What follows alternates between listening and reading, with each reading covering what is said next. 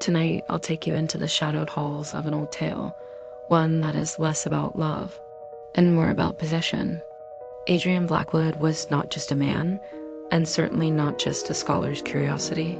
He was a predator draped in elegance, a creature who could lure even the most cautious heart into his snare. When a devoted zoologist crossed his path, she believed she was studying nature's darkest secrets, but she would soon learn that nature's cruelty was nothing compared to his. Some stories whisper warnings, others bleed romance. This one offers neither escape nor mercy. The road wound endlessly through the Appalachian Mountains, fog clinging to the trees like a second skin. Dr. Evelyn Hale tightened her grip on the steering wheel of her beat-up Jeep, humming softly to herself as she climbed another steep incline. The radio had gone silent miles back, only static now, so her voice was the only thing keeping the silence from swallowing her whole. Somewhere in these ancient ridges, the crimson wing owl was vanishing, a species so elusive that even seasoned zoologists debated whether its numbers had ever been significant. Yet Evelyn had studied the reports, the dwindling sightings, the strange silences where once their eerie cries echoed. Something was happening, and she intended to find out what. Her colleagues at the university had laughed. "Appalachian superstition," one of them scoffed. "You'll come back with folklore, not field notes." Evelyn let them laugh. Logic and observation had carried her this far. These mountains would yield their secrets to science, not to old wives' tales. Still, she remembered the way some of her colleagues had looked at her when the whiskey was gone and the lights were low. The looks that said they'd seen things too. Tracks that stopped abruptly. Predators that hunted what wasn't supposed to exist. No one ever wrote those things down. Evelyn, though, had. She kept them in a private journal. Besides sketches of feathers and bone, she scribbled questions she couldn't explain. The Jeep crested a hill, and the town appeared below. Black Hollow. A scattering of buildings, crooked and weather-beaten, crouched in the valley like a secret meant to stay hidden. The mountains hemmed it in too tightly, as though the world itself wanted to bury the place. It was quiet, too quiet. Objective, verify reports of crimson wing owl decline. Control for observer bias, seasonality, weather, and anecdotal contamination. When she parked at the general store, heads turned. Men on the porch stopped rocking. A woman paused mid-step, their eyes fixed on her, steady, watchful. Evelyn smiled, but the smiles that flickered back didn't touch their eyes. She noted their features automatically, pupils oddly dilated despite the daylight, irises catching the light in shades that looked wrong. Green, almost glowing. Black, so dark they seemed to swallow color. She shook it off. Optical illusion, mountain sun, thin air. Inside the hollow rest inn, a tall woman slid a key across the desk before Evelyn could ask. "Room 7, supper at sundown," she said in a voice flat as stone. Her room was tidy, but the pitcher of water on the dresser startled her, cold, sweating, though no one had entered since she arrived. That night, Evelyn sat at a long wooden table. Stew and cornbread were placed in front of her, hearty mountain fare. She took a bite and frowned, flavorless, as though the meat had been boiled until nothing remained. The other guests, if that's what they were, didn't eat. They sat perfectly still, hands folded, gazes too intent, watching, waiting. Evelyn chewed carefully, her pen poised over her mental notepad. Behavior, unnatural. Group dynamics, rehearsed. Possible cultural ritual. Later, in bed, she jolted awake to footsteps outside her door. Slow, deliberate. They paused at her room. Her chest ached with held breath. Then they moved on. She turned her head and froze. Her lantern was lit. She hadn't touched it. In the morning, she cataloged it logically. Air draft, old wiring, someone playing a joke. But when she reached for her notebook, her pen was uncapped, ink staining the cover. She tightened her jaw. Noted. Not explained, but noted. That afternoon, while hiking the tree line, she found her first evidence. A deer carcass sprawled in the undergrowth. No blood, not a drop. Just pale flesh and bone. Flies buzzed, but the air held no stink of rot. Evelyn crouched, scribbling furiously. Possible poaching. Illegal draining. Ritualistic? Need samples? Field notes. Day 1. In behavior ritualized. Communal silence. Light anomaly. Pen uncapped. Possible staff turndown service. No owl calls. Barred owls present. Crimson wing absence confirmed. Provisional. At dawn, she ran transects along the tree line, setting 2 trail cams and 3 audio traps programmed for ultrasonic and low-frequency capture. The forest's usual gossip, squirrels, sapsuckers, wind, had gaps, like pages torn from a book. By noon, she found another deer carcass in a shallow gully. It was clean in the wrong way. No pooled blood, no drag marks, no predator scatter. Flies puzzled over it like bad students. Poachers, she said aloud, as if declaring it could make it true. A voice answered without rustling leaves. Not poachers. She flinched, almost dropping her kit. A man stood a few yards upslope, tall, still, dressed in a dark tailored coat that made him look like the only finished thing in a half-built town. His eyes were an impossible green, not bright exactly, but deep, like bottle glass when light finds it. Adrian Blackwood, he said, with a small bow that felt habitual. You're the zoologist. Dr. Evelyn Hale, she said, steady. And I deal in evidence. Then be careful where you collect it. These ridges take things back. She catalogued him the way she did birds. Age range unclear, posture predatory without effort, hands gloved despite mild weather. When she glanced down to note the coordinates and looked up again, he was gone. No twig snap, no brush of fabric. The wind moved. He did not. That evening she analyzed audio. Twice, something answered her Crimson Wing playback with a perfect call. Then a second undertone D never logged in any species, a harmonic too low to be natural. She tagged it as equipment artifact and queued a retest. The inn was warmer that night. Warmer and wrong. The other guests watched her eat again. Still no one else ate. Field notes. Day 6. Deer. No blood, no tracks. Test for anticoagulants? Playback returned. Harmonic anomaly. Likely device hum. Locals' pupils dilated indoors. Low light? Diet? The creek swelled after sudden rain.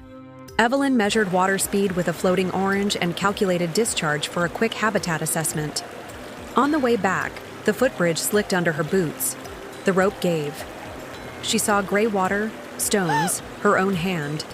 Then a grip caught her forearm mid-fall, precise, cold, unshaking. She hit the bank instead of the river. Adrian stood with one knee braced in mud, his other hand on the broken rope, the posture too balanced to be accidental. Bridges rot, he said. You should test them with a stick. Thank you, she said, annoyed at the gratitude in her voice. He brushed silt from her sleeve with the back of his fingers, a polite gesture that lasted 1 second too long. She stepped back, masking it as a stretch. How did you... I walk here, he said, smiling a little. A lot. The smile looked right and felt like a posed photograph. She went back to her room and rationalized his timing into coincidence and proximity. Then she noticed the bruise pattern blooming under her cuff. 5 ovals, pale at the center, clean at the edges. She measured the span against her own hand. Larger. Field notes. Day 11, nearly fell at creek, assisted by local A. Blackwood. Bruise pattern, temperature at skin, cooler than ambient, misread thermometer, replace bridge on map, mark as hazard. Remember, Stick Black Hollow's social map drew itself. The same men rocked in the same chairs outside the store every morning, counting cars that never came. The same woman swept the same steps. Children played a clapping game with a rhyme about green eyes in the hollow, black eyes in the night, and when Evelyn asked who taught it, they said no one. We just know. Church on Sunday. No hymn books. The congregation mouthed words without sound. The mirrors were covered with cloths, which she chalked up to tradition she didn't understand yet. When she lingered at the back, the pastor placed a hand on her shoulder and said, "Best be in by sundown, doctor." The innkeeper began calling her by her first name. The pitcher in her room refilled itself when she wasn't looking. Twice she locked the door, and twice in the morning her window latch was unfastened. Not open, exactly, just unwilling. She set a length of thread across the sill and dusted the floor with chalk. In the morning, the thread was tied in a neat bow. The chalk was undisturbed. "Cute," she said to the empty room, more angry than afraid. On the trail, she found a neat stack of small bones, vertebrae nested like a spine laid out to study. Someone had knotted grass around the top like a ribbon. She documented it all, tightening her definitions until they squeaked. Ritualized poaching, rural custom, kids being kids. Field notes. Day 18, social routines unnaturally consistent, possible schedule economy, mirror coverings, regional practice, window latch behavior, thread moved without floor disturbance, draft through frame, bone stacks, juvenile prank versus local art. She pulled the trail cam cards and scanned images for movement. On 3 nights, the forest behind her campsite brightened as if someone sparked magnesium out of frame. The pixels registered illumination without a source. On one frame, far back between 2 tree trunks, 2 small circles reflected the flash. They were too high for a fox, too narrow for a deer. She overlaid measurements, ran the math twice, marked the result indeterminate, and paced until her coffee went cold. Her audio traps came back full of swallows, wind, and, on one stretch between 2:07 and 2:11 a.m., no sound at all. Not silence, absence. The software printed a flat line so perfect she thought it had crashed. That night, as she logged her notes, a soft rap touched the door. When she opened it, no one stood there. A clean canteen sat on the floor, the one she'd lost 3 days before, buffed until the metal glowed. The tag on the strap read, in neat, old-fashioned cursive, "For Dr. Hale. You drop things." No signature. The handwriting wasn't quite contemporary. She turned the tag over, and under the paper label saw a darker line beneath, faint as a watermark that wanted to be read. She slept with the lamp on and named it neighborly helpfulness out loud until the word lost meaning. Field notes. Day 24. Camera light spikes without visible source. Lens issue, IR leakage, audio void, check for battery drop. Returned canteen with note, dated penmanship, likely innkeeper. Evelyn traced maps of old mining claims in the county and hiked to the nearest collapsed shaft. Air blew cold from the gaps even on a warm day. She held a strip of ribbon at the opening. It never once fluttered toward the shaft. The flow was inward, as if the mountain were breathing. She collected soil and water samples, testing for iron, arsenic, and weird pH that could explain animal behavior. The creek near the shaft ran clear and tasted like a penny pressed to the tongue. On the way back, thunder went off like a dropped drum. Rain started sudden and hard. The trail slicked to soap. She cut for a stand of hemlock, missed her footing, and slid. She braced for the root to crack her spine. And again a hand caught her before the bruise formed. Adrian, second time, exactly when she needed him. He steadied her and stood in the downpour without blinking. Water slicking his hair back, face pale in a way that made the green of his eyes seem lit from behind. "These storms come fast," he said. "You have to listen for the change." "I don't like being followed," she said, breathless. "I don't follow," he said. "I arrive." "On time?" "On time," he agreed, and smiled like it was a private joke.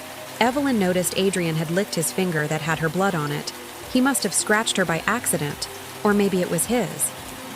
She thought she heard him say underneath his breath, "Compatible." Back in her room, she checked her arm where he'd gripped her. The skin there felt cool to the touch long after the rest of her warmed. She told herself she'd been out in the rain. Field notes. Day 29. Mine airflow inward. Thermal differential? Water metallic. Run lab panel. Second rescue. Pattern too neat. Correlation causation. Still. Watch. The porchmen started greeting her by name before she introduced herself. A child offered her a braided grass ring, for luck. Mrs. Danner, the innkeeper, placed a bowl of blackberries by her plate and said, "You're looking peaked, Evelyn."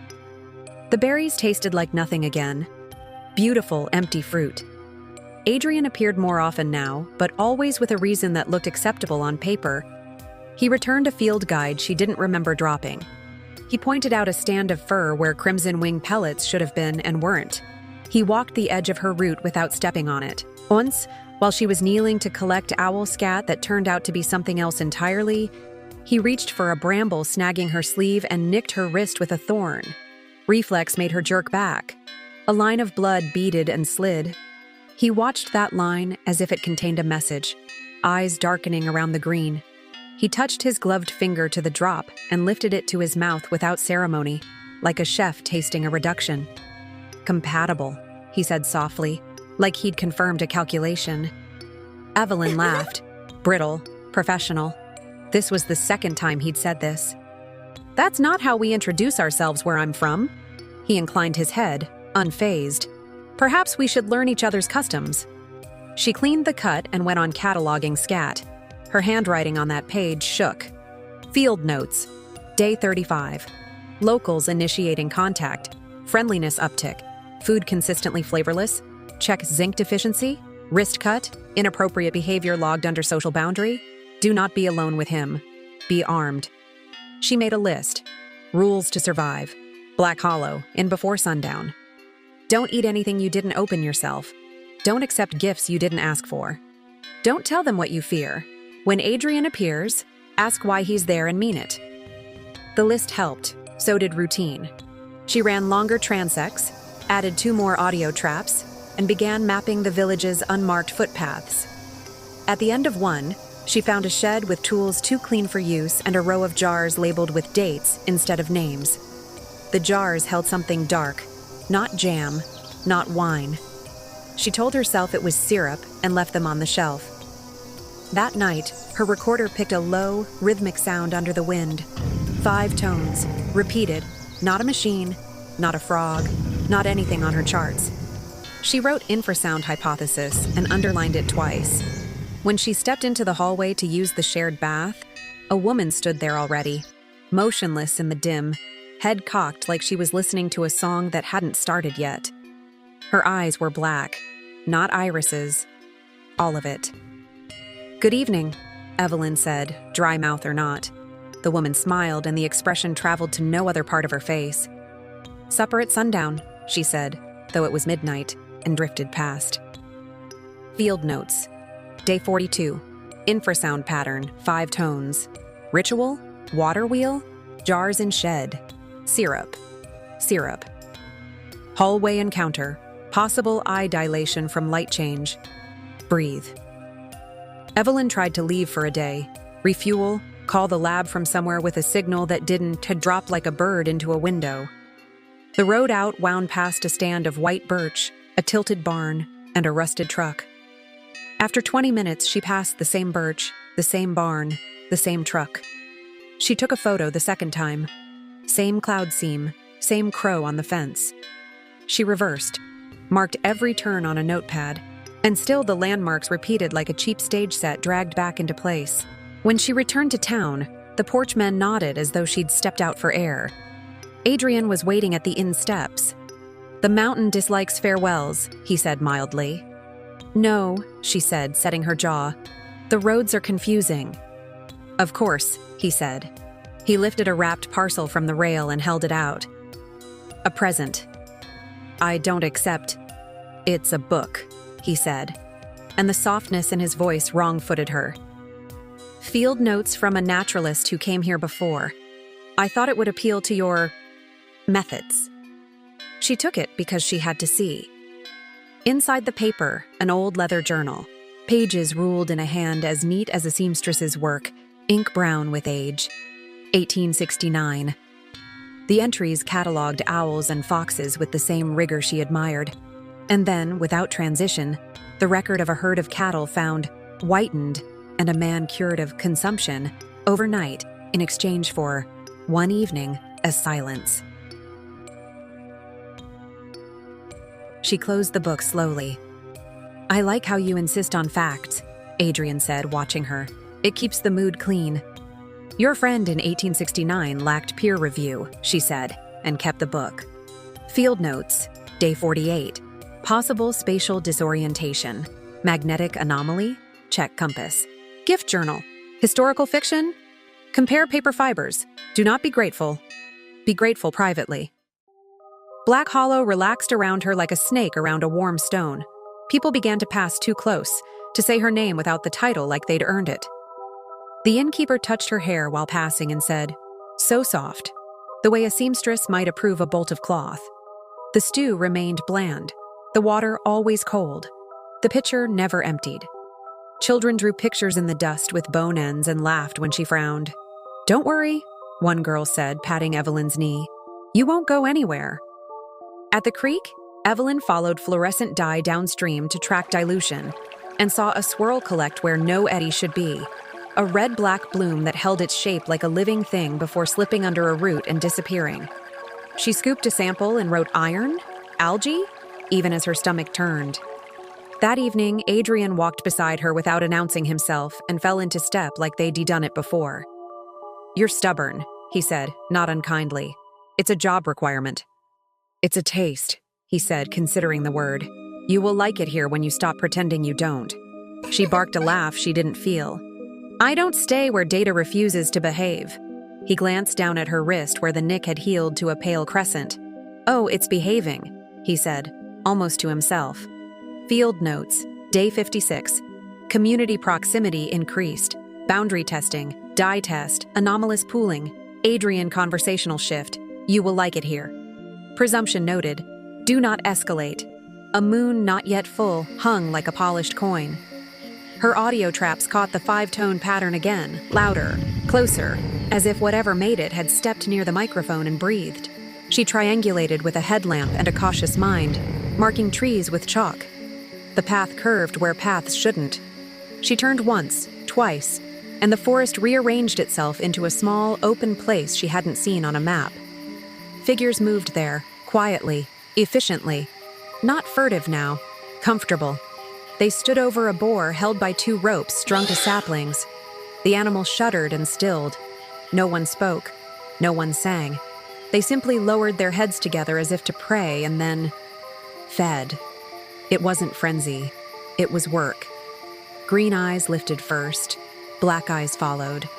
Smiles opened like doors. No one hissed, no capes, no theatrics. The ordinariness turned her veins to ice. Evelyn took one involuntary step back and snapped a twig. Dozens of faces turned toward her, attention clicking into place the way a compass needle finds north. The forest exhaled. She ran. The world pinched into a tunnel, hemlock, rock, the sweet penny-rank smell of the creek. Her chest hurt. Something moved beside her without feet touching earth and kept pace until the path opened and he was there, waiting where the trail narrowed. Adrian, as if the mountain had set him down by hand. "Adrian, what are they?" She hated the tremor in her voice.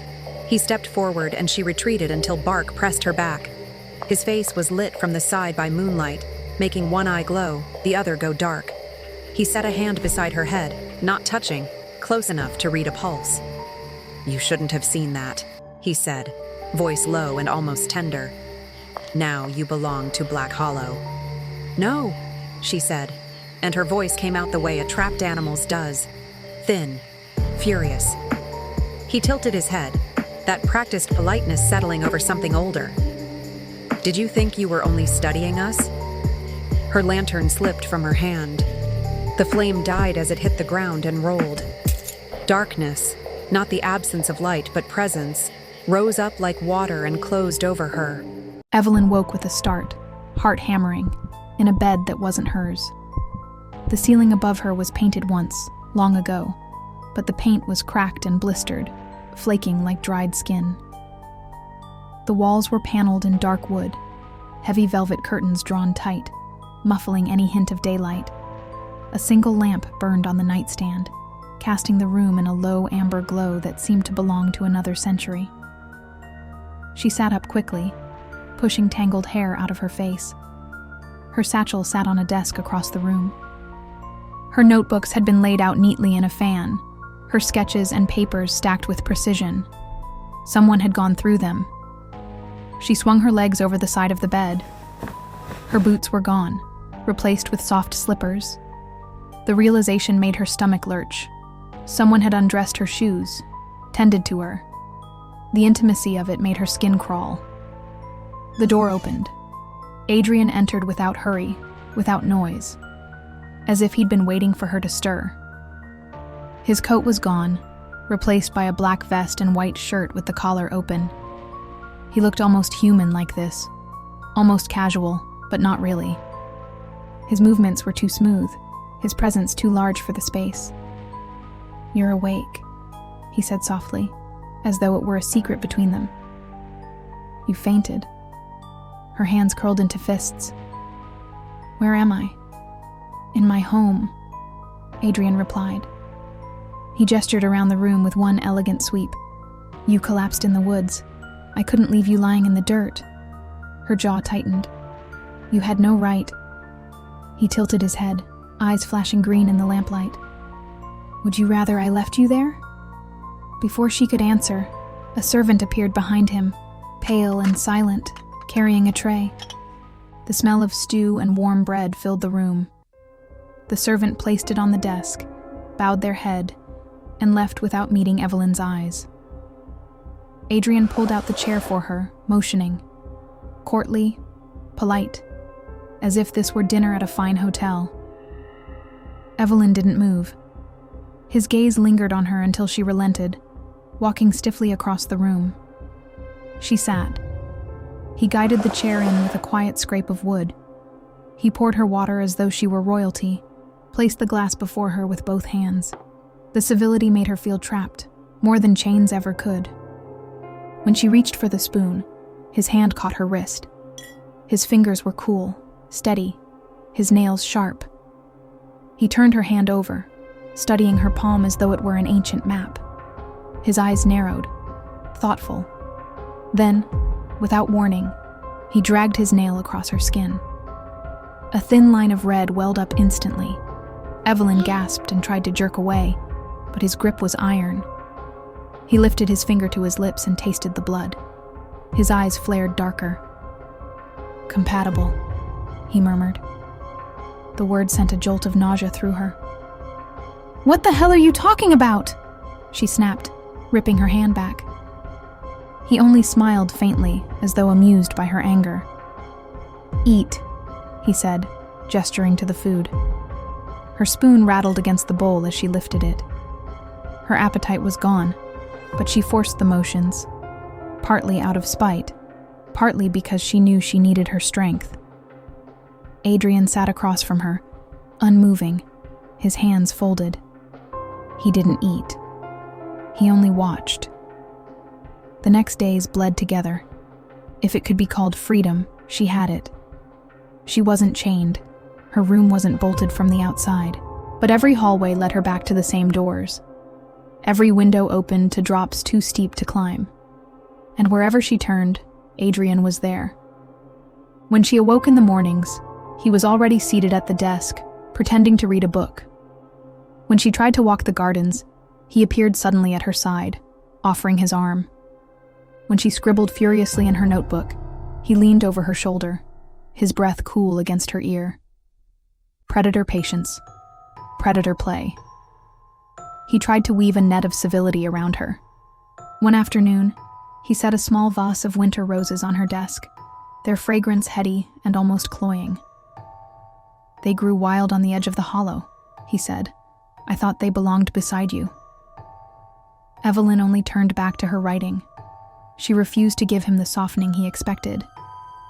Another evening, he brought a violin to her chamber, drawing a slow, aching melody that filled the room with longing. He played with eyes half closed, clearly accustomed to women melting under the sound. But Evelyn kept her arms crossed, staring at the fire until the last note faded. His lips curved, but the smile never reached his eyes.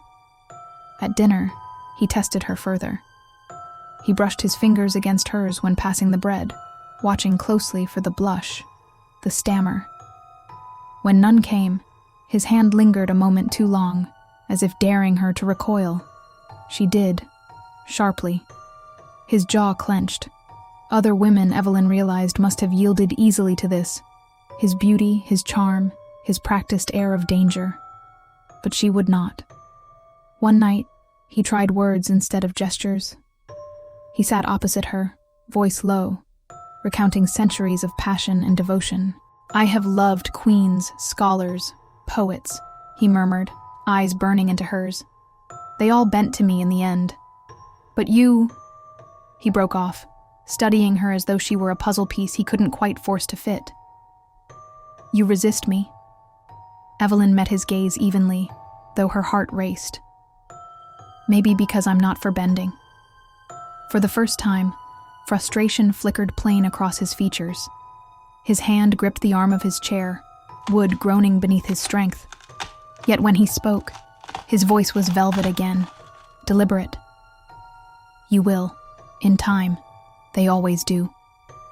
But he said it more to himself than to her, as though he needed the reassurance. And still, he tried. He walked with her beneath the lanterns in the courtyard, brushing close enough that his shoulder grazed hers. He recited lines of poetry in a dozen tongues, his voice coaxing, velvet dark. He even allowed silence to stretch between them sometimes, a dangerous intimacy that promised more if she reached for it.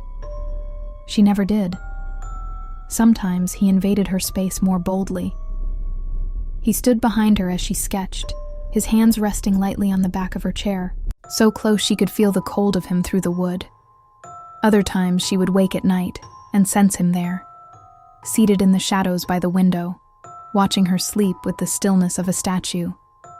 On one evening, he pressed a goblet of wine into her hands, the scent richer than any vintage she had ever known.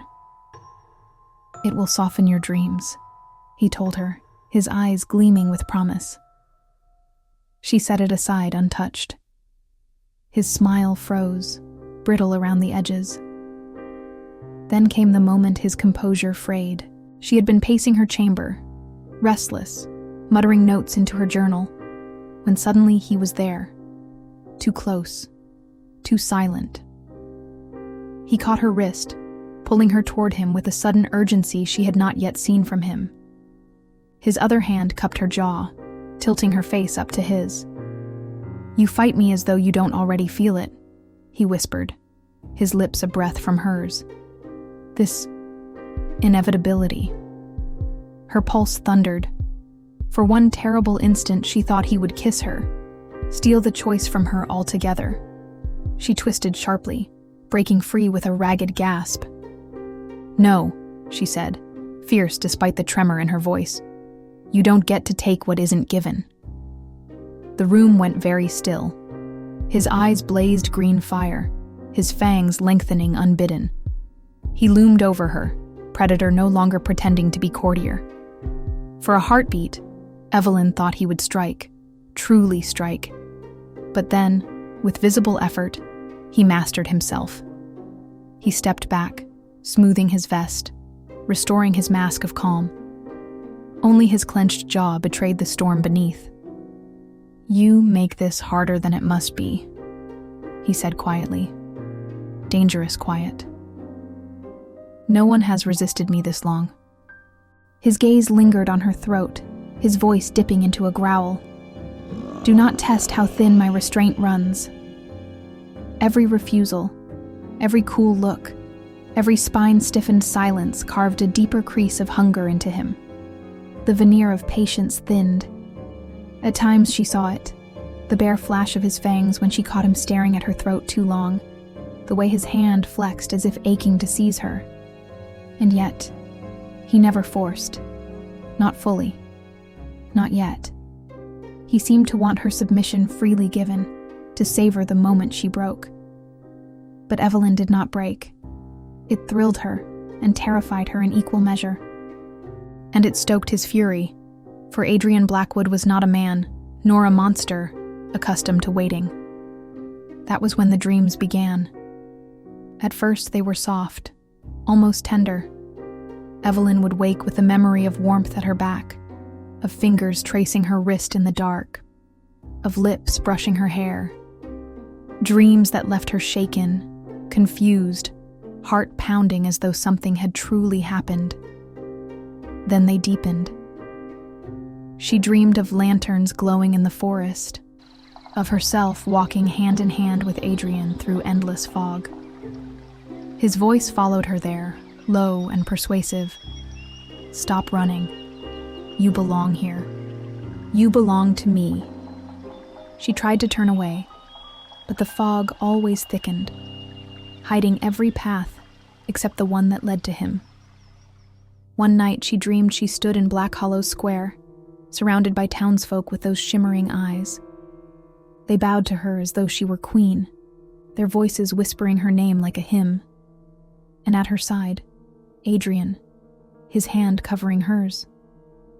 She woke with tears on her face, a mingled grief and longing she could not explain.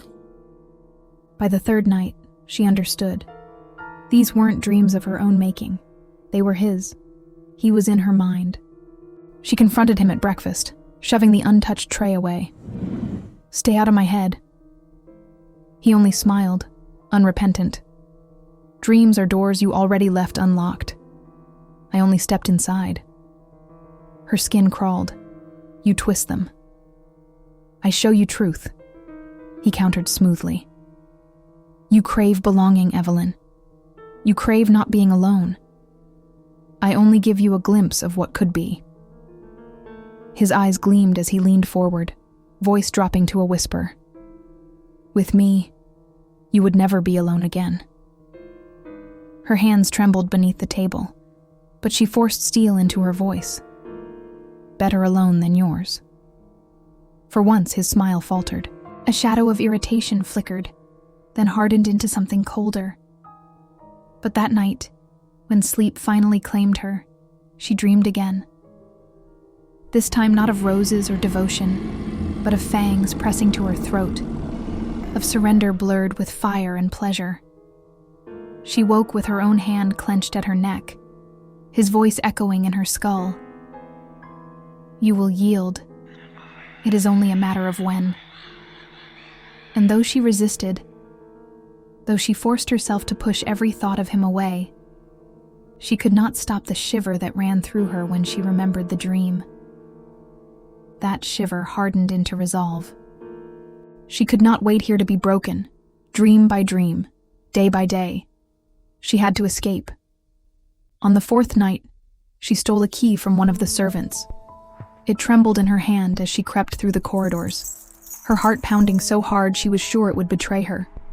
She found the outer doors, slid the key into the lock, and bolted into the night. The air outside was cold and sharp. The forest stretched endless and black, but she ran. Branches clawed her face, roots caught her boots. She stumbled, rose again, ran until her lungs burned. And then she saw it. Headlights on the ridge road. Civilization. Safety. A car moving slowly down the gravel. She stumbled toward it, waving her arms. "Help!"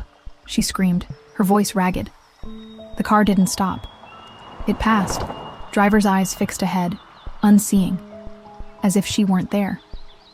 And then he was. Adrian stepped from the shadows, his coat unruffled, his hair smooth, his breathing calm. He was simply there, as if the dark had birthed him. "Evelyn," he said, almost sorrowful. "Why do you run?" Terror spiked, and she bolted again. He caught her in seconds. His hand closed around her arm, unyielding. He spun her, pinning her to a tree. "Let me go!" she screamed, thrashing. His grip tightened, not bruising, not savage, but final. "I can't," he said.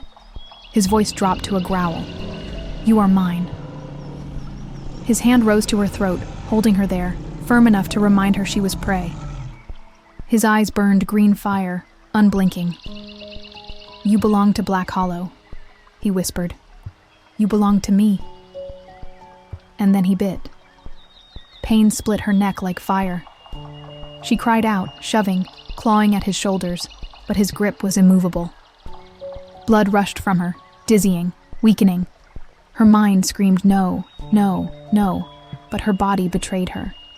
Nerves blurring pain into a disorienting shudder of unwanted heat. When he pulled back, her vision swam. Her body sagged, trembling. Adrian held her upright as though she were precious glass. He bit his own wrist, dark blood welling, and pressed it to her lips. She turned her head away, but his hand gripped her jaw, forcing her mouth open. "Drink," he commanded, voice low, unyielding, "or die." Her body convulsed. Instinct took over. She swallowed. The world ignited. Her veins seared, her heart convulsed, her lungs gasped as though drowning. Heat and cold tangled, pain and ecstasy blurring until she couldn't tell where she ended and he began. When it was done, she slumped against him, weak and shaking. He held her close, his lips brushing her hair. "Now you live," he whispered. "Now you endure. Now you are mine." Evelyn's body was limp in his arms, her head resting against his shoulder as if she were a bride too faint to walk. The burn of his bite still pulsed in her veins, making her eyelids heavy, her limbs weak. She wanted to fight, to scream, but she could do neither. Adrian carried her effortlessly into the square. The night seemed to hold its breath. One by one, the townsfolk emerged, their eyes glinting with that unnatural shimmer. They gathered around, silent but watchful, until the air was thick with their presence. He lifted her slightly, displaying her as one might present a sacred relic. "This is Evelyn," he declared. His tone was measured, courtly. "She belongs to us now. She is family." The crowd stirred, heads bowed, murmurs rippled through them, voices blending into something low and reverent. Evelyn felt their gaze settle on her, not with hostility, but with unsettling acceptance. Adrian glanced down at her, his lips curving faintly. To them, it was a smile of devotion. Inside, his thoughts coiled with satisfaction. Mine. After all these years, mine. I've searched through centuries of faces, through bloodlines that failed, through women too fragile to withstand the hunger.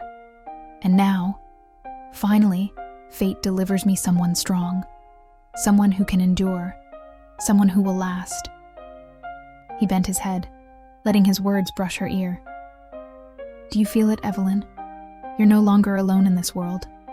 Here you have brothers, sisters, and with me, a future." Her pulse stuttered, and Adrian caught it instantly, savoring the rhythm like a melody. She resists now. They always resist at first. But resistance fades. It always does. In time she'll understand.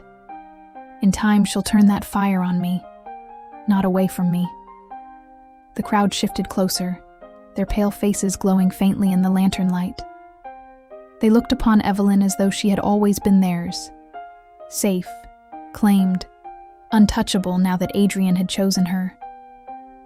Adrian kissed her temple, a feather-light gesture, deceptively tender. To them, it was a lord's devotion. They didn't see the hunger beneath, the need, the future he already envisioned. Her hand in his, her laughter echoing in these mountains, the children she would give him, dark-eyed and eternal. He straightened, letting his gaze sweep over his people. "This night marks the beginning," he told them, voice ringing through the square. "Our line will thrive again." But his eyes never left her face, pale and defiant even in weakness. "Yes, we will thrive. She doesn't know it yet, but she is already mine, my mate, my future, my eternity." And as the townsfolk bowed in unison, Adrian carried her deeper into the shadows, his thoughts burning with a predator's certainty. She will never escape me. Not now, not ever. A black current moved beneath ice, and something vast glided just under the surface, keeping pace with her pulse. When she woke, it was night again. Of course it was. And the lamp burned low in the corner, haloed by velvet shadows. Her throat ached where Adrian had bitten her. Her heart beat too fast, too proud of the rhythm it had stolen. The air itself had edges now. She could hear the wick of the lamp consuming itself thread by thread, the brush of fabric in the hall beyond the door, and insects' minute footfalls on the inside of the window pane. The world had grown too loud, too precise. He was there, as he always was. Adrian leaned against the window frame, sleeves rolled to the elbow. The posture was casual. The stillness was not. His eyes, green, predatory, tracked the tremor in her hand, the way a cat tracks the wing beat that gives a bird away. "You're listening," he said softly. "Good. You'll hear more soon. The mice in the walls, the moth on the curtain, the blood in my veins.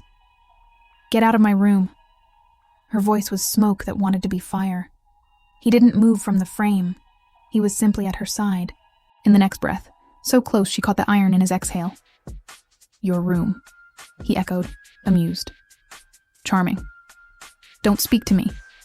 She stood despite the tremor. Pride pinned her to the floor. "I won't leave you," he said. "Ever. You think it's cruelty. In time, you'll see it is mercy. You took my choice. Yes. No riddles, no apology. Just yes." It chilled her more than denial would have. He stepped back, giving her air without yielding a fraction of ground. She reached for her satchel on the chair, worn leather, familiar scuffs. The strap she had mended with dental floss in a motel 2 summers ago, and pulled out her field notebook. The buckle gleamed as if someone had polished it. That intimacy made her stomach tighten. She wrote at the top of a new page in neat clinical hand, "Black hollow predators. Taxonomy. Working." Adrian read over her shoulder without pretending it was a trespass. "Taxonomy," he murmured. "You'll try to pin me under a Latin name and a pinhead." "I'm a zoologist," she said. "We pin everything." His voice shed its silk and kept the steel. "Ask. Are you pathogen-based?" she said, pen steady by force. "Viral? Parasitic? Or are you a distinct clade?" "A clade," he said. "I am not diseased, not infected. I was born this way." "Pure blood," she said, because he had said it once, low and inevitable, and then refused to say it again. "Yes." He studied her, as if measuring how the word sat in her mouth. "My parents were as I am. Our bloodlines are few and old, some rotted with time, some adapted badly. We did not." She wrote, "Pure-born lineage, reproductive inheritance, non-viral, morphology, human-adjacent, predatory adaptations, longevity, regenerative blood, enhanced senses, strength. Regeneration rate?" He picked up a silver letter opener and drew it across his palm. The cut closed while she watched, too fast for science to tolerate. One bead of dark weld, he licked it away. Faster when fed. "Dietary specificity? Blood," he said. "Animal in scarcity, human by preference." "Why preference?" "We are built to this ecology," he said simply. "Human blood carries what animal blood does not. Call it a fuller light. It keeps the mind from dimming into the animal we could be." She made herself right even as her face heated. "Photophobia. Sunlight kills," he said. "Slowly or quickly, depending on age and blood. Some of us tolerate dawn's lip. Few tolerate dusk." His eyes traced the line of her collarbone. "You may be one." "Why me?" "You were compatible," he said, like a diagnosis, and let the word live between them. "Reproduction," she forced herself to ask, because science was a shield. "Do you—" "We rarely procreate as humans do," he said. "We make." His gaze flicked to her throat and back. "But some are born. I was. It happens where bloodlines are perfect." Her pulse leaped. He heard it and smiled, not kindly. "Enough," he said. "You're shaking." "I'm not." His hand closed around her wrist, cool, decisive. The tremor betrayed her. "You are," he said, and took the notebook gently. "Eat, scientist." She hated him for being right. She hated how much her body wanted the glass he poured, and how the world steadied after she swallowed. At the bottom of the page she wrote, cramped and stubborn, "Predator, yes, but behavior is cultural. Law modulates hunger." He read it, nodded once. "Good," he said. "We'll write a law you can live with." He spoke of other things that night, and she recorded every word. He was not turned, he told her. He was born. pure, not as boast, but as category. He had crossed the ocean when the colonies were dirt and fever. Men died trying to tame a land they did not understand. I did not hunt the people who lived here first. I went to them, elders of river and hill. I told them, my people feed, but not on yours. In return, you leave us in shadow.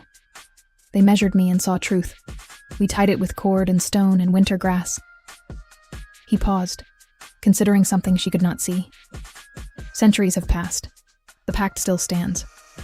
And the owls? She asked, because her first love did not die, merely because he had decided to keep her alive.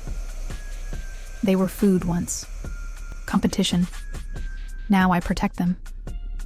He met her eyes. Call it a concession to your heart. For me? She despised the tremor the question carried. You came chasing birds and found dragons, he said. You care about the shape of systems. That is unusual in the living. I'll never belong to you. He placed his hand at her throat, not pressing, just claiming. You already do, he said. But I will make you want to. That is the difference. Far from the velvet-draped room, a red-headed man in a road-worn jacket talked to his dashboard to keep the cliff edge quiet out of his head. Nate, he told himself, because he was the only audience. This is the part of the movie where the idiot keeps driving after the radio starts speaking Latin. You promised Hannah you'd stop being the idiot. He kept driving. His name was Nathaniel Carver. Nate to friends, to strangers he tried on hay with a grin and let it do the work. Gray eyes, a mouth that defaulted to kind unless he forgot to be careful. He'd stroked Evelyn's academic stubbornness like a campfire, teasing it until sparks floated up. You'll obsess yourself into sainthood, he told her in the lab at 2 a.m., watching her measure owl pellets like relics. At least let me hold the halo sometimes. When she didn't return from the mountains, when her supervisor said her check-ins had stopped, and her landlord said her apartment was still paid through June, he'd taken the printouts of her field notes, the scalpel-precise maps, the hours logged in thrums and gaps, and set out along the ridges. He passed the same sagging mailbox 3 times. The GPS spun. The radio whispered a station that wasn't on the list. Fog lay in the trees like held breath. When the town finally appeared, lanterns fighting fog, streets too clean, windows like closed eyes, Nate said out loud what he was not brave enough to think. Okay, he told the steering wheel. Okay. Selena found Evelyn in the long corridor with the portraits that watched too closely. Selena never stalked when she could glide.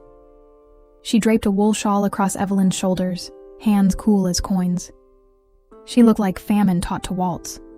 Tall and narrow-shouldered, blonde hair braided and coiled like sun poured carefully, skin with the fragile brightness of paper held up to a candle. Her mouth was too red, a cut taught to smile.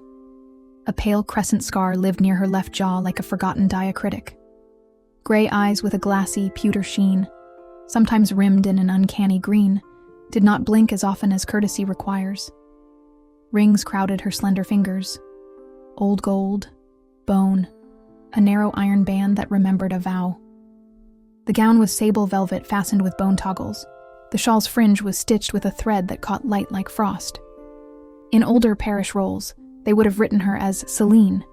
Here they called her Selena, and the name fit like a blade in a sheath. You'll catch chill, Selena murmured. I don't think I can, Evelyn said. Selena smiled with her whole mouth and none of her eyes. Not from wind, perhaps. She began, as always, with a kindness. A glass at the moment Evelyn felt hers weaken. A door opened before her hand reached for the knob. A hint passed along to a servant that the lamp in Evelyn S. room smoked when she wrote. And then the sermon, doled out in careful doses, as if to feed a fever without letting it break. I was hungry, Selena said, walking with her slowly, like a patient circling a ward.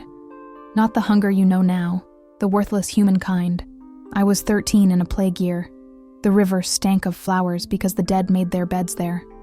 I stole vinegar from the men who came to take the bodies. I stole bread. I stole anything not nailed to a saint. Evelyn listened, because there was something honest in the cadence, even if the content was meant to wound.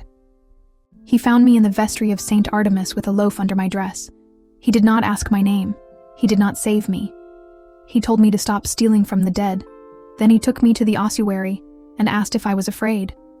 I told him no. I was lying. Selena's lashes lowered on memory. He put his wrist to my mouth. I gagged. He held me through it. And then, she smiled, a terrible and holy thing. I was married. To Adrian? Evelyn kept her voice flat. To him, Selena said, as if it were sacrament. He denies it. He lies to himself, Selena said gently. He is the only one he lies to. Or you needed your God to be the beautiful one, Evelyn said, unable not to. And you borrowed his face to make it bearable.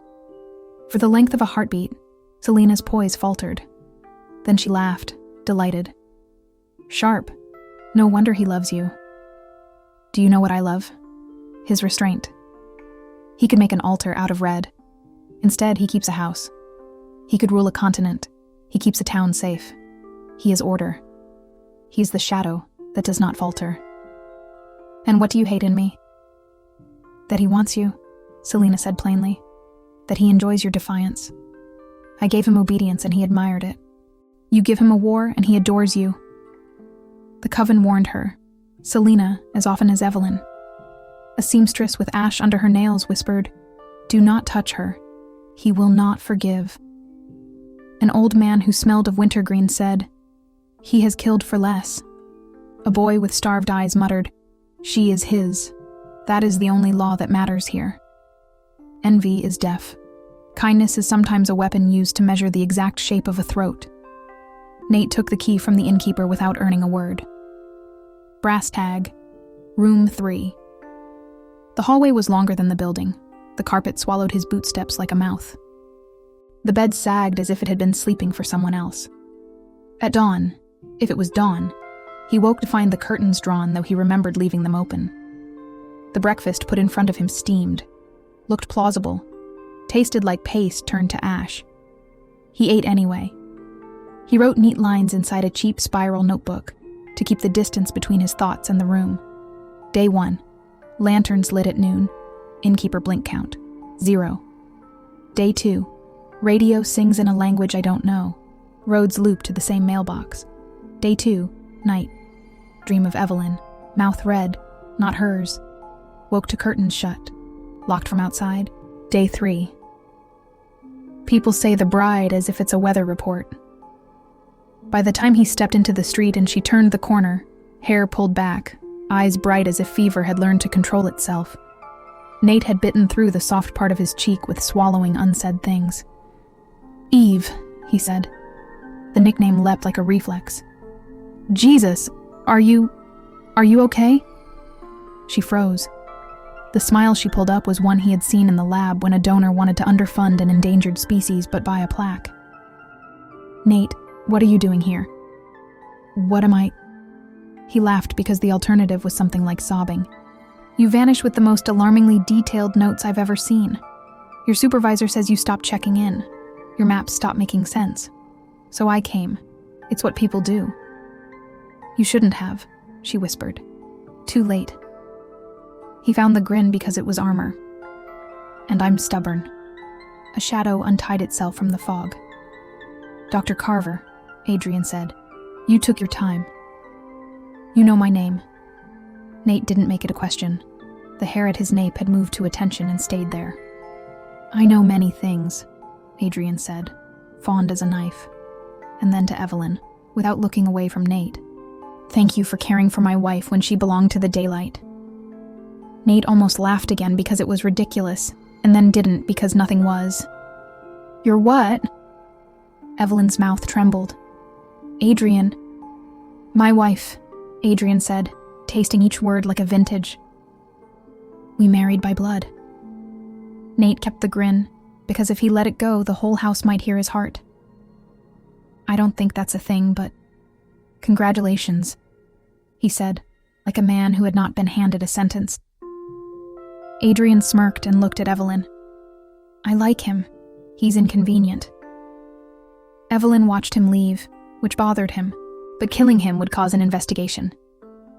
It was then his beloved said to him, Thank you for not killing him. He replied, I do it for you, but also, I don't want an issue with men in matching uniforms and shoes. She said, and there it is. He replied, and there it is, and you are mine, and mine alone. The house did not throw locks without reason. It closed quietly, like a parent who knows the child will try the windows too. Letters from Evelyn's supervisor arrived only when Adrian handed them to her. Messages she typed balanced on the edge of sending until he permitted them to fall. When she accused him of interference, he looked at her as if she had asked him to stop breathing. Every door here opens or closes because I say so, he told her in the winter garden, frost whitening the dead roses until they looked like bone. You'll be safer if you accept that. I'm not a child, she said. You are mine, he said. That includes safety. Hate and heat braided under her skin in equal parts. She wrote in the margin of her notebook, predator dominance, learned behavior, threshold between protection and control thin as tissue. Then she tore the page out because she had written Adrian in the place where the subject should have been system. Later, she found the scrap slid back between her pages with tidier edges than her fingers would have made. He missed nothing. He was more aggressive in the days that followed, as if something had tightened a wire in him. He did not ask whether she wanted him beside her. He simply was. He took her mouth when she turned to argue, laughter dark in the shape of it when she gasped. He liked her wild. Liked the moment she shoved him backward, the moment she caught his shirt and pulled, the sound she made when his teeth grazed skin and stopped, always stopped, and breathed against her instead. He asked yes or no in her hair. He waited the half-breath for the answer. Most nights it was yes. Some nights it was no. Those nights he cursed softly and grinned like a sinner and found other ways to write her name on the walls of her own body. She marked him because it made something that felt like law out of choice. The crescent of her teeth at his shoulder, fingerprints at his hips like a cartographer's press. He wore the marks with the quiet pride of a man allowed to be claimed. When she needed blood, she went to him. He offered wrist or throat depending on how steady she was. Afterward, he sat with his head bowed, eyes half closed, breath unsteady like a penitent who had discovered the pleasure in confession. You make me honest, he said once, looking up through lashes like he hated admitting it. I dislike it, and I want more. Greedy, she said, and pressed her mouth to his to taste how greed sounded there. Me too. Adrian taught her limits and watched her violate them safely. He dragged her into light as far as she could stand it and back into shade before it hurt. She learned where dusk bit and did not devour. He watched like a man making notes he might swear he'd never taken. While Evelyn learned the new borders of her body, Nate learned the town. Every path circled back on itself. Every question met eyes that looked just past him, and lips that thinned as if someone had told a joke in a different room. He tried to drive out once, and the road stretched on forever, then folded him back like paper to the same mailbox, the same pothole with the same bottle cap winking in its belly. The innkeeper slid dinner to him precisely at 7. When he lifted the lid, the steam smelled like someone else's memory. He carried on a brave conversation with his notebook. Day 4. Morning stuck at dawn. Day 5. 2 women whisper the bride as if it's a title. Day 5. Night. Footsteps in the hall that never reached the end of the corridor. My door handle tested back. He added a sketch of a lantern with its flame trapped inside, and beneath it wrote, Evelyn, where are you inside this? Selena found him on the hotel steps on the second evening and sat beside him without asking, perfume like violets pressed under snow. You look lost, she said. I am, he admitted, because sometimes the only power left is telling the truth. Come, she said, rising. Eat with me. The dining room had never hosted laughter. Candlelight licked the walls as if testing the paint. A woman with hair like poured ink set a plate before him and nodded as if he had passed a test by being hungry. Selena's questions were affectionate shapes with hooks in them. Why nocturnal birds?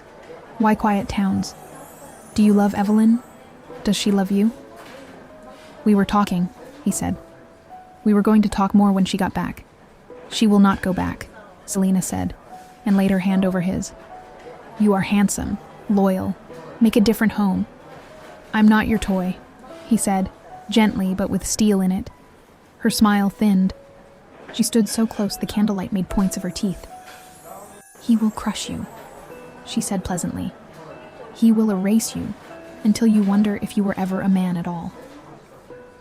Good thing I have an ego that floats, Nate said, because fear made him flippant. It was the last thing he had to throw like a stone at a window. Adrian arrived as if the dark had decided to offer him up. Is this where I am meant to be jealous? He asked, amused, and Selena's sweet smile curdled. I'm protecting your house, she said. You are advertising your boredom, he replied. Don't touch him. He doesn't want me, she said. Good, Adrian said. Consider your strategy failed. He didn't look away from Nate. Go to bed. In the morning you will leave. The morning, when it came, was pale and unconvincing. The clock said 9. The light argued dawn. Nate paced until the floorboards learned his pattern. He tried the doors that had opened last night and found them stubborn. He walked outside, and every street was the same street. He began to talk less to the notebook and more to the walls. He did not run, because running felt like trying to outpace a storm by standing still. The Coven's women met in a room that smelled of ironed linen and secrets. It was not a formal council. It was what happens when long memory sits down with hunger and decides to make a calendar out of it. Evelyn found herself there because a seamstress tugged her sleeve and said, "You should hear how they speak of you when they think your teeth are not sharp yet." They spoke of Nate, of Evelyn, of Law. A woman with eyes black as a well said, "The human is loyal. Loyal ones make good fledglings." Another wrinkled her lip. "He is noisy. Noisy men bring hunters." A third said simply, "Kill him, cleanly. No evidence loves like absence." Adrian entered without touching the door. It opened because he was the one who said when doors opened. He didn't sit. "I'll hear the arguments," he said, as if presiding over something that would happen with or without him, and therefore must happen with him. The elder tipped her white head. "We are divided. Turn or kill." "Neither," Adrian said. The disapproval hissed like rain on a hot stone. "Explain," the elder said. "If he disappears, men wearing matching shoes and badges will come," Adrian said, each word a measured coin. "If he becomes one of us, we break law before its ink is dry. If he stays, I kill him because I will not keep another male near her." He didn't say the last part out loud. He spoke instead of risk and treaty, and the old pact tied with grass at the boundary stones. "We let him go," he finished. "We erase our footprints. His silence will serve us better than his blood." "Politics," a younger vampire spat. "We are not politicians." "We are, if we intend to live," Adrian said mildly. "Our existence is a negotiation with history. We sit on a treaty as old as these hills. We signed another when we decided to be more than teeth. Turning a man because he is pretty and loyal is childish hunger. Killing him because you are afraid is cowardice." They murmured among themselves. Evelyn watched his face while he argued, saw the part of him he did not show them, the possessiveness he covered with policy. He met her gaze and let her see that he knew she saw it. Honesty tempered his lies where she was concerned. It felt like power, and like being known too well. In the end, the elder said, "We will abide your choice, for now." They tongued the word for like a stray seed in a tooth. Nate's nightmares developed logic. Footsteps timed with his heartbeat. A door that opened onto the same room. Laughter that seemed to come from inside a glass. He began to keep a tally of hours he could swear past, and days that collapsed into the same bruised dawn. He still cracked jokes because sometimes humor is the only thing that keeps a man from hearing how his own bones sound when they remember being prey. He found the library on the 4th day, not because he sought it, but because a door he had not seen when he walked the hall 20 times already decided to exist. Inside, Adrian read a book whose title refused to hold still when Nate tried to focus on it.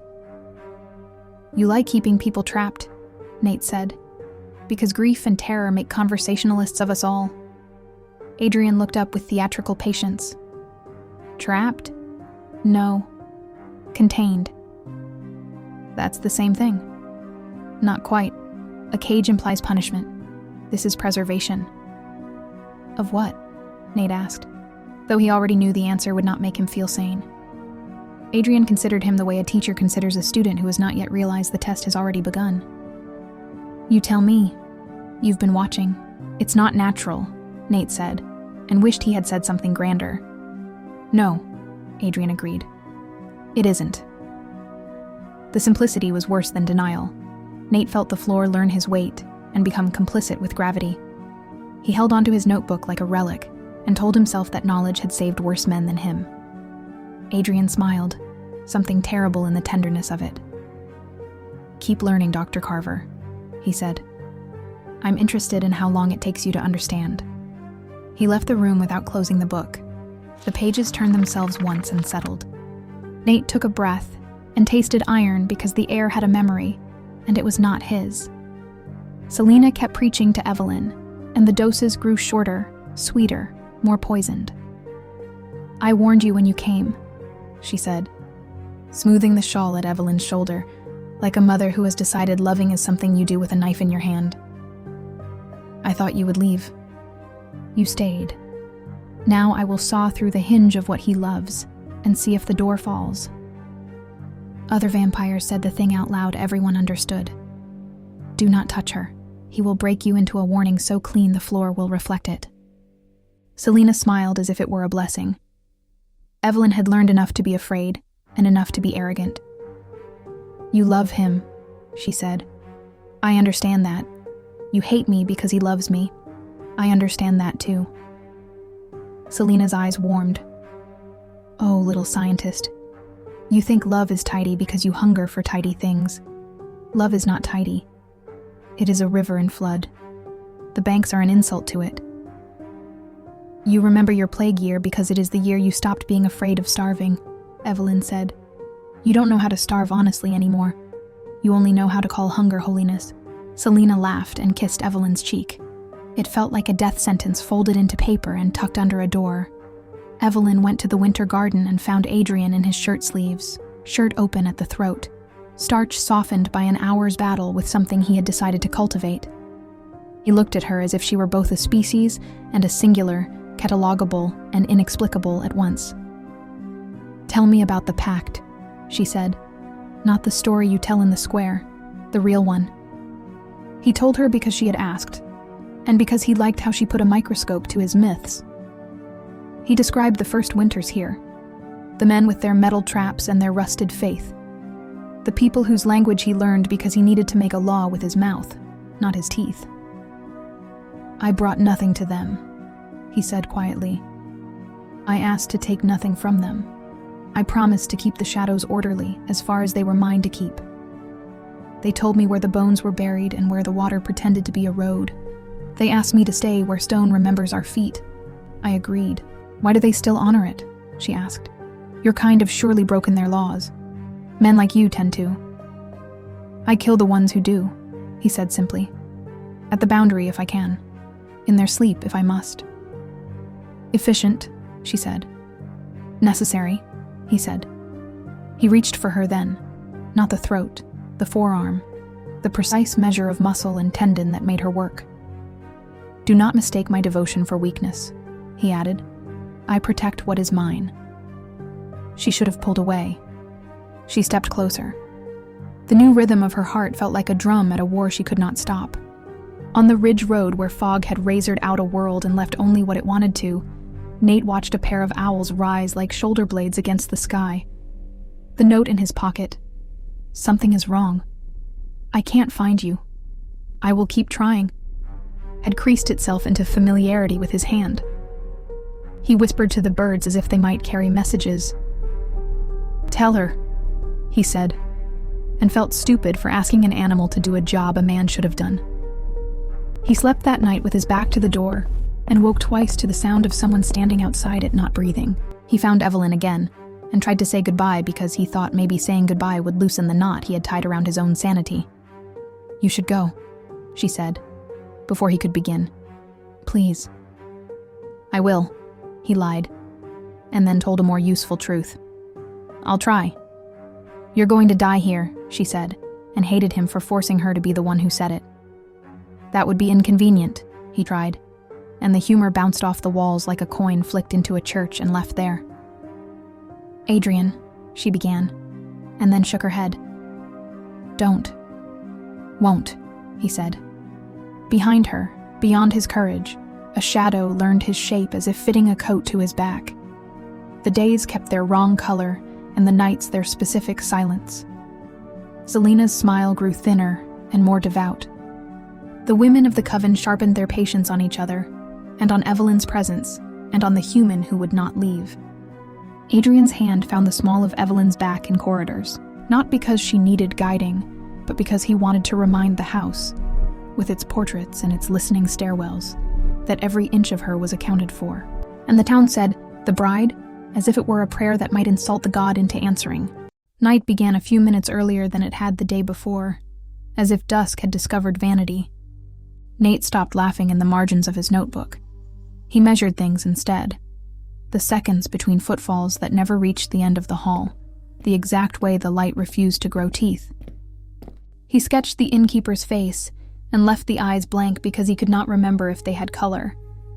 He passed the church and heard no prayers. He passed the butcher and smelled rosemary and iron. He passed a house with a cradle on the porch and counted rocks in the yard and wondered how many names this town had never said out loud. On the 5th day, or the same day repeating itself, he found the library again because it wanted him. Adrian sat in the same chair, reading the same book, or all books. "You look tired, Dr. Carver," Adrian said without glancing up. "This place doesn't let anyone sleep," Nate said. His hands were steady now. His voice was not. "Perhaps it doesn't want you to." "What is it you want?"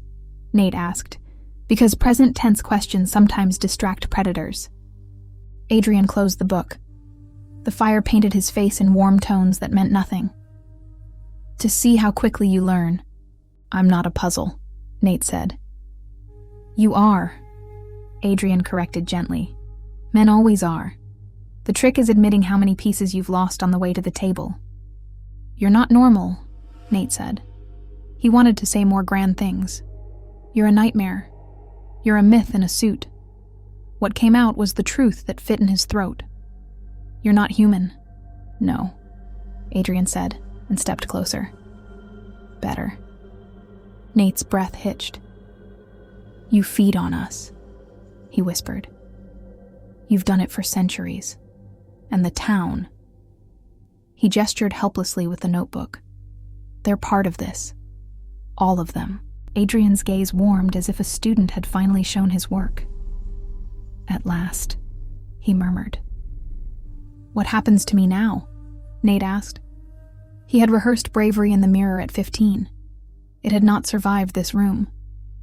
"That depends," Adrian said, close enough now that Nate could see the darker ring around the green. "On whether you can keep a secret." Nate did not say "I can" or "I won't." He drew in a breath that smelled like iron and rosemary and something older. "Evelyn is mine," Adrian said. "Not cruel, only true." Nate nodded as if acknowledging a weather report. He left the room because he chose to put feet in front of each other while he still had a choice.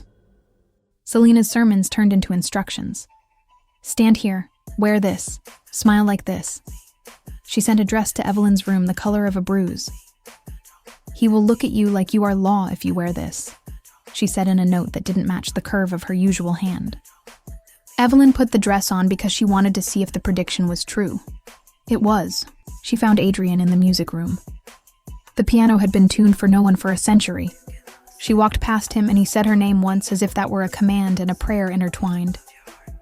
His hands found her waist with the certainty of a mapmaker who had drawn these borders himself. Her back met the instrument. Dust rose like a small storm. He kissed the hollow at the base of her throat. Didn't bite. "It isn't," she said. He preferred her feral. She learned that quickly.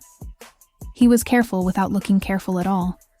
Hand behind her skull where wood waited, when his teeth grazed skin and his pupils went wide with the thought of it, he murmured, "Yes or no." the house learned their sounds and made space. Afterward, she lay with her cheek over his heart and felt the slow animal there remember things it had not known in centuries. "You're too sure," she said. "I've had time to practice," he said. "Do you like that?" "No," he said, and smiled into her hair. "And yes." He grabbed her in hallways simply to feel her resist and choose. She tolerated it because she liked the fury that rose in her when she shoved him off. He laughed and kissed her harder. The women of the coven clicked their tongues like birds and measured territory with their eyes. Selena tried a different tactic. She found him on the ridge road. "You should go," she said, light as pity. "I'm working on it," Nate said. His humor was a candle at the bottom of a well. "You think you owe her something," Selena said. "You do not. She belongs to us now. You were a nice thought. We are not thoughts. We are appetite and restraint. He is restraint, most days." Nate turned to look at her, brows raised. "You love him," he said, like naming a species. "I am consecrated to him," she said, and the word had the weight of a vow. "He made me. He denies it, but he made me. You cannot take a god from his altar. He says it wasn't him." "He lies," she said. "He lies to himself about many things." "Does he lie about letting me go?" Selena smiled sweetly. "He will let you go because you are not interesting." "Can I get that in writing?" Nate asked, because sarcasm is a kind of prayer. She stepped closer, perfume colder than snow. "Let me distract you. For a night, for a month, until you forget the shape of her mouth when she lies to you." "I'm not your toy," Nate said again, "and she doesn't lie like that." Selena's eyes sharpened. She had hoped to parade him before Adrian as proof of Evelyn's fragility.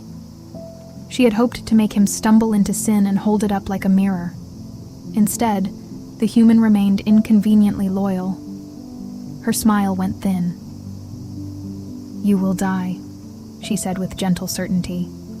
"He will make it painless because he is merciful." "Good to know," Nate said. "I'll put it in the brochure." She left him with the road and the fog and the sound of his own breath. He had never felt so lonely without being alone. The council convened for the word they refused to call a trial. They did not summon Adrian. He arrived. He once again stood at the end of the table like the noble he was. He leaned on the table and made the furniture nervous. "The human goes," he said without preface. "Why do you refuse to turn him?" the elder asked. "He is useful. His eyes are trained. Those are rare." "Because 2 missing scientists means a file," Adrian said. "Because turning him means teaching him how to live here, and I do not keep another male near her." He didn't say the last part. He said instead, "Because our law is young and must be kept until it is bone. We will not break it for convenience." "And if he talks?" a young vampire asked, hungry for permission more than answers. "Then we handle it," Adrian said mildly. "We have handled worse. Men vanish into mountains every year. We do not need to make the mountain greedy." They voted. His choice won narrowly. The elder watched him over steepled fingers. "You have reasons you do not say, Lord," she observed. "I always do," he said. They let it stand because power is sometimes nothing more than the willingness to say no and keep saying it until people mistake the word for weather. Nate saw Evelyn a final time before the world decided to be finished with him. They met under the eaves of the general store where the rockers never rocked. She held a paper cup of coffee that smelled like exile. "Go," she said. "Please." "Tell me to go and mean it," he said, wanting to hear truth even if it hurt him. "Go." She swallowed. "Please." "You're not safe," he said softly. "Then trust me to do what I have to," she said. "I'll come back when I can." "You won't," he said, and smiled because he needed to use his mouth for something tender. "You'll make a porch light where you are and call it home." She made a sound that might have been a laugh if it hadn't had so much break in it. You know me too well. That's why I came. He touched her knuckles with 2 fingers, the gentlest goodbye he knew how to give. I'll be around, he said, even if you don't see me. He would not remember later how her eyes looked as he said it. He would remember the smell of iron and rosemary, the gray bruise of the light, the precise way the town seemed to breathe when he turned away. Selena's patience wore itself to the wire under the velvet. She had tried kindness. She had tried seduction. She had tried prophecy. None of it moved Evelyn from Adrian's orbit. So she did what zealots do when doctrine fails. She reached for violence. It was a narrow corridor with tapestries that swallowed light. Selena's smile was honey that had spent too long in smoke. I loved him before you were even a thought, she said, walking Evelyn backward the way a tide moves a body, gentle and implacable. I stood by him when empires fell. I am worthy. You are a flame that will go out. Evelyn saw the wire too late. Selena was going to take off her head. The air split. Adrian was there. He slammed Selena into the wall hard enough to make the plaster crack where it had never admitted weakness. His face was stripped of elegance. Only predator, only lord. He did not shout. He did not perform. He put his hand through her chest and closed it around her heart. Selena's eyes widened, and awe replaced hatred. Adrian! His voice was winterstone. You mistook my patience for weakness, my devotion for leash. This is your last mistake. He tore. Blood sounded like rain on stone. The coven froze.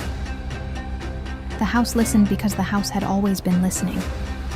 Adrian lifted his voice and gave the law shape. She is mine. She is your lady. Any hand that rises against her, I take at the shoulder. Any mouth that envies her, I fill with ash. They bowed, some out of love, some out of terror, all out of understanding. He turned to Evelyn, and his hands shook for the first time she had ever seen them do it.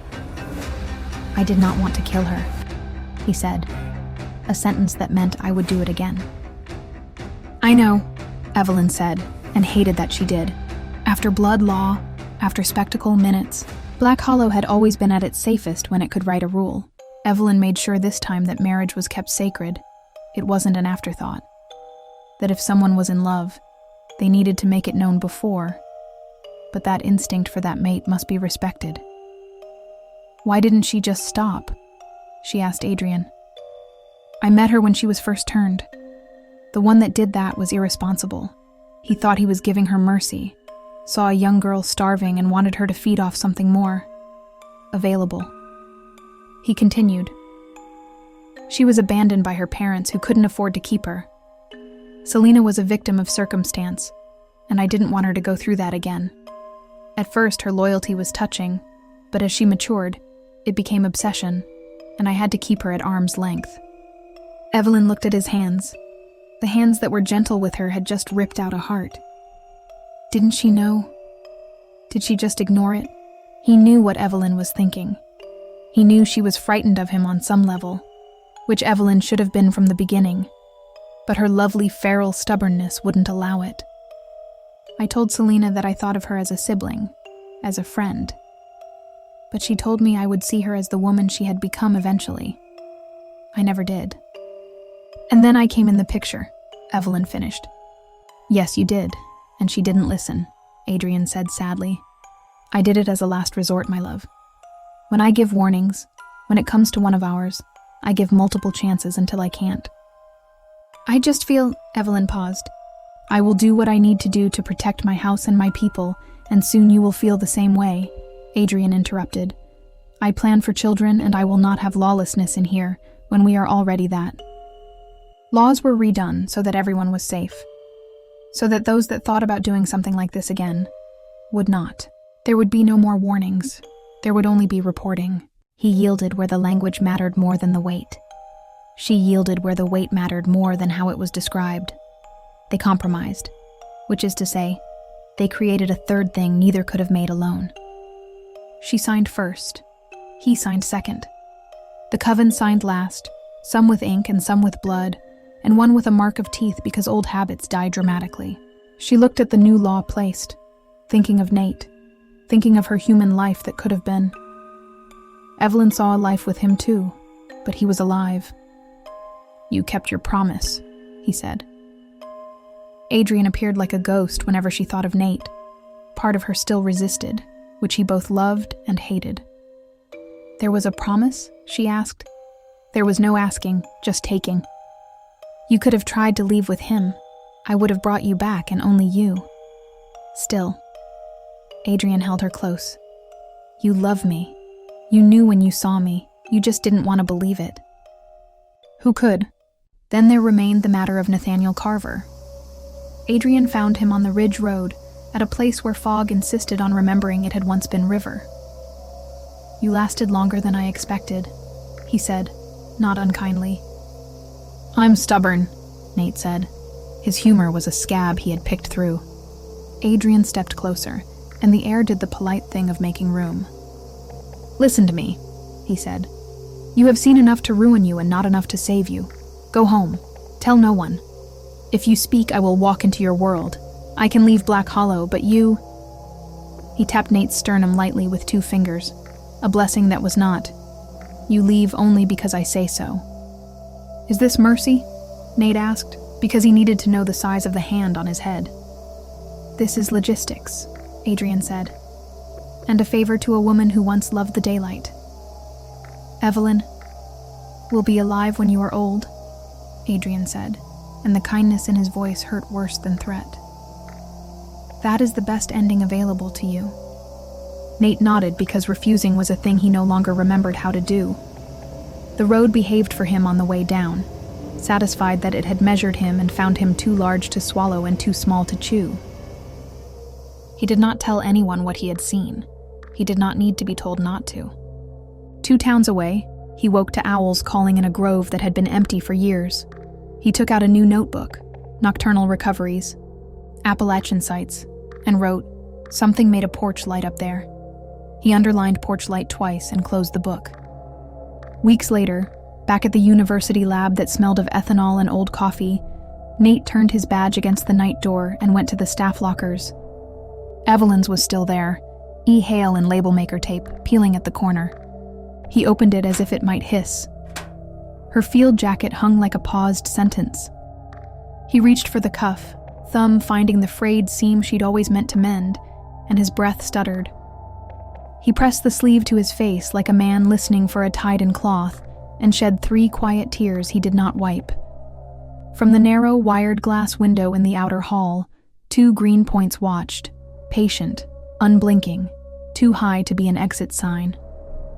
When Nate lifted his head, the glass showed him only his own gray eyes. The hallway smelled faintly of rosemary, and the night air through the loading bay carried iron like a rumor. "Carver." His lab manager stood in the doorway, arms folded, concern trying to look like policy. "Talk to me. What happened out there?" "I've got the department asking. I've got admin asking. I've got everyone asking." Nate swallowed. "She took another position," he said, voice sanded down to basics. "Remote. Field heavy. Off-grid for a while. It's safer for her research." "That's it?" "That's it," he said. "She asked me to bring her things to storage." The manager waited for more. He offered none.